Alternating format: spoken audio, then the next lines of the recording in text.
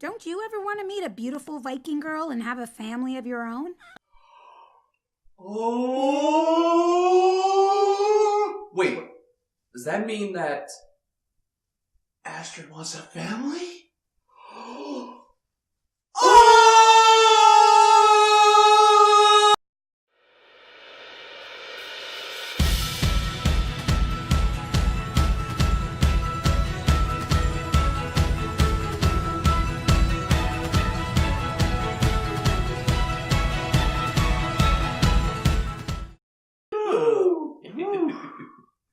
Alright. Alright. This is episode 10 called Snuffnut. Very snuffy for me. What does snuff mean? Oh, wait. You snuff someone out. Okay. Like Throck? Throck got snuffed by the tough. By the nuts. By the nuts. Mm-hmm. Speaking of nuts, you know, the way they use that term, that just makes me like, where's your mind on this? Take your meds. Take your meds. It's like, you can't have one nut without the other nut. I'm like, let me talk to the other nuts. Sorry, Throcky Poo, we're a package deal. Wow, guys. Alright, so the whole episode is about how Throck is apparently still infatuated with Roughnut and wants her to marry him. I see that shipwreck is still sailing. Yes, it is. But she refuses because she can't go anywhere without her brother. Tough fakes his death and just this happens. Yeah, no other way to put it. Stuff happens, and craziness abounds, and then it goes back to normal. Yes, status quo is restored. Mm-hmm. But if I'm being honest, this was actually pretty entertaining, especially coming from the twins who have just been like hit and miss, mostly miss throughout this season. Honestly, it was entertaining, and yet to me, slightly annoying. Mostly in the beginning, it was annoying. Yes, I'll admit, annoying and cringe. The idea of, I don't know why they decided to just put in why did they decide to put this in that Throck was like gonna throw Roughnut over her shoulder, and then also put in this whole about the club. Yeah, that causes Astrid to go lose her shit and understandably. Yeah, and then that whole exchange between Fishlegs and Throck saying that the modern woman wants to be asked for her hand, and I'm like going like, okay, I don't know Viking times, but I think even during medieval times there wasn't really much asking permission for marriage. It was mostly done for land exchanges. It was mostly sign your contract here, sir, and now you're married. Mm-hmm. Yeah, that kind of thing. It was just done as like a land merger between kingdoms, pretty much. So the Throck man has to learn how to woo the rough. And what better way than Fishleg teaching him poetry? Poetry. What the heck? Hold on. So what was it that he described? Fish smells like flounder. Skin like 1,000-year-old coral. Lips dry as jerky from a giant cloud. And her reaction? Throck, I was watching that, I was like, Throck, are you praising her or insulting her? That was beautiful, Throck. Apparently praising her! Although at least they got the fish part right, remember? I know. It's pretty Scully. Yeah. I was like, But apparently that was romantic enough. Then again, these are the nuts. These are the nuts. They're nutty. Yeah, but things about to get more nuttier when, hey, since there's an uninvited guest in the room hiding inside of a yak, and in that when the yak's expression, oh my god, that was just so hilarious. Oh, first it was the lazy eye. I mean, it's stuff, yeah. But then it goes surprise, like. it's more like dun dun dun. And then tears of joy. Yeah, Tough is inside the yak, but the yak is going crying. Oh god.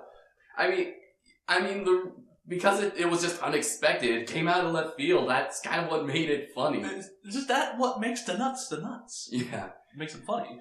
And then he goes all about to brag about the hiccup and Astrid, who gives him the guilt trips of all guilt trips. Mm-hmm. Oh yeah, nice to know that, Astrid's actually on board with the idea of marrying Throck when, 5 minutes ago, she was just ready to kill him. Although, did she suffer some brain damage? Is this like 51st Dates? Maybe, I don't know, maybe she got a hold of the world's chillest pill. Send some my way, please. Although, to be fair, maybe it wasn't just the idea of marriage, it was just the execution of the proposal. I will give it that. Okay. But still, I was just kind of expecting her to just be annoyed with the idea. Yeah. But no, then she just it doesn't even come back up. Yeah. And that's not even mentioned. Oh, Tough. You come up with the stupidest ideas. Yeah. So he thinks that because, Ruff said that you get me, you get my brother as well, he decides to fake his death so that his sister can be happy. Only logical. Very logical.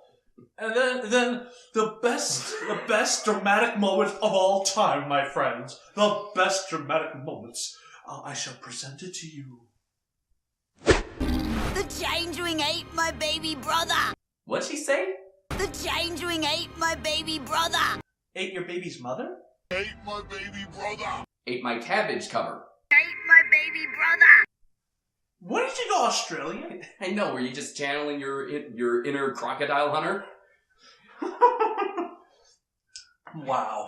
That was just out of left field, Dick Van Dyke this. Yeah. I'm not complaining. It was hilarious. It was hilarious. It wasn't expecting it for sure. I know. Seriously, we had to watch that several times. Rewatch it. We watched it. Be very, very quiet. Well, wabbit. Yeah, but we rewound that several times because we were trying to figure out, are we actually hearing this? Yeah. What? I don't know what happened. I think that must have just been a practice take, and DreamWorks It must have been a practice take, and the people in the recording booth thought, let's use it. Yeah, let's use that. Good choice. Yeah. This is okay, now it's time for the retake. Cut! That was the real deal? Watch Nostalgia Critic much? Yes. But then Throck gets the brilliant idea of how to bond with the dragon. We didn't actually get to that one. We skipped. You skipped a whole act. What act? You skipped the act where Ruffnut, after her grieving process, which Throck doesn't know. And in fact, Throck was actually pretty surprised to hear that. Seriously, the expression on his face. Just put an audio clip from Arrested Development on it, and it sums this up pretty well. Eating only sea slugs and toenails for the next 2 days. You sure have, my friend. But God bless you, you're a trooper for sticking. Yes. Oh, man. Though, but kudos to Hiccup and Astrid for thinking that it's too easy. Yeah. Yeah, I'm pretty sure they probably just expected him to blow himself up. Pretty much. What other way is there to go out for the nuts? Mm-hmm. But anyway, after Ruff's grieving, she decides to get the brilliant idea of painting a picture of Snuffnut on the belly of a changeling. Time out. Okay, I got this raised questions. Question 1, how did she paint the dragon while did it just stand still for her? 2, how did she paint the dragon and not get eaten? 3, how is she still alive while painting the dragon? I think you might be overthinking this. It's a change wing. They had yet to train one. Yeah. Yep. What voodoo does she do? Voodoo, hoodoo, doo-doo. Yeah. You know, anyway, I didn't really question that. I was just thinking, oh my god, what's going to happen next? And from some advice from Snuffnut and Fishlegs, Throck gets this epiphany of how to actually appeal to Ruffnut in her grieved state. Yeah, she treats the Changeling like it is Her brother. Guess this is reincarnation? I don't think that's how it works, Ruff. Alright, but Throck apparently gets an idea. We don't know what it is, so until the last minute, but I was thinking, oh my god, please tell me he's not going to start dressing up and acting like Snuffnut. Because on one hand, that would be fucking hilarious. That would be, in just how epically failed he's going to do that. He's going to epically fail from doing that. On the other hand, it was like, and on the other hand, I'm like, that's just really crossing the line. That doesn't even sound like something he would do. But then again, he is in love. Yeah. I'm not going to question it. Yeah. But no, he decides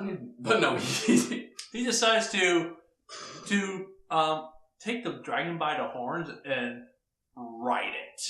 No, he wants to bond with it. He wants to bond by riding the dragon. He's been infected with the nut craziness. He starts talking to the dragon like it really is tough nuts.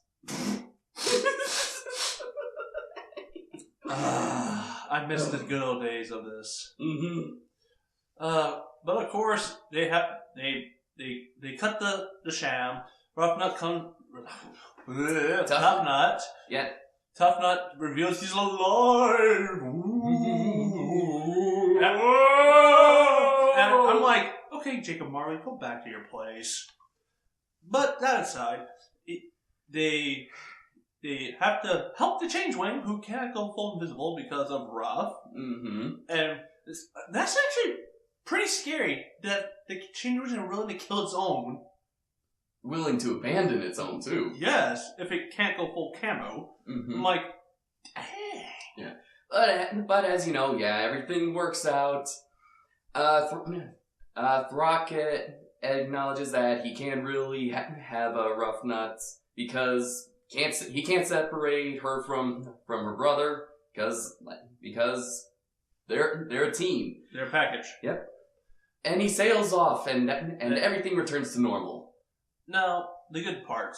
It is hilarious. It is very hilarious. I mean, everyone kind of does get their moments to just be very witty and say something funny. Even Snout. Yeah, even Toothless does. After Hiccup drags Astrid away from trying to make sure that she doesn't hack an ally to pieces, Toothless just walks across the screen and going like, nothing to see. We're walking. And Snot Loud, when doing Topiary, goes, I call this my crushed hopes and dreams. Either that or my lost childhood. That was good. Yes. It was funny. There wasn't really much that I didn't like about it. Well, aside from I kind of feel like that whole lifting off the feet and finding the club, it was a little bit forced. It reminded me of Snout Loud's Angels. Yeah. Other than that, this was hilarious. This was hilarious. I think there was something that you had an issue with though at the end. Pretty much. Ruffnut pretty much being a jerk, just leaving this poor guy on. She wasn't even planning on going with him. Just never even didn't even bother to even tell him she wasn't even interested in him. So why give a guy hope? That's kind of a jerkish thing to do. Yeah. Yeah, But- it kind of is. Though I can't tell if that's supposed to be how she is or really not. I don't know.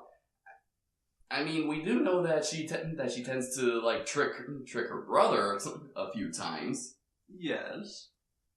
But what sibling hasn't messed with their younger siblings? Yeah, this is different. Mhm. This is like leading someone on and yeah. Yeah. All right. But other than that, it was nice to get an actual hilarious twins episode. And Everyone got a chance to crack a joke. yeah, though it was nice to see how much they come from Twin Sanity. Yeah, they did come a long way. Remember in Twin Sanity how tough and rough they just wanted to be separate. They were just sick and tired of always Sharing everything. Yeah, but now since 3 years have passed, they're Glued. yeah, they're glued. I mean, they're a team. So yeah, so they have grown a lot actually. Yeah. All right, How do we end this? I have no idea. Some poetry? Mm. Oh, before we forget. Yes. DreamWorks. Oh. Yes, give us the Snap Trapper. And send. Okay, now to practice my poetry.